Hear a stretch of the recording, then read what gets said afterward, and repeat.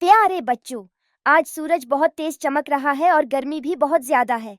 आप भी महसूस कर रहे होंगे कि पसीना आ रहा है और बहुत ज्यादा प्यास लग रही है ना?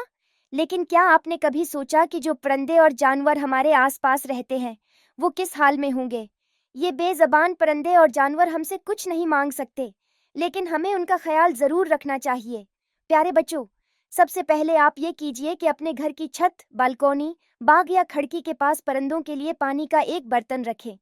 गर्मी में परिंदों को सबसे ज्यादा पानी की जरूरत होती है, लेकिन वो खुद से कहीं से पानी नहीं ले सकते। इसलिए हमें उनके लिए पानी जरूर रखना चाहिए। और हाँ, परिंदों के लिए खाने का भी इंतजाम करें। प्यारे बच्चों, खाने की चीजों पर पाँव रखना या उन्हें रास्ते में फेंक देना बेअदबी होती है। अगर आपके घर में बिल्ली, खरगोश या कोई और पालतू जानवर है, तो उनका भी उसी तरह ख्याल रखना जरूरी है। दोस्तों, ये तो हो गई बात परिंदों और जानवरों की, लेकिन हमें भी गर्मी और लू से अपना ख्याल रखना होगा।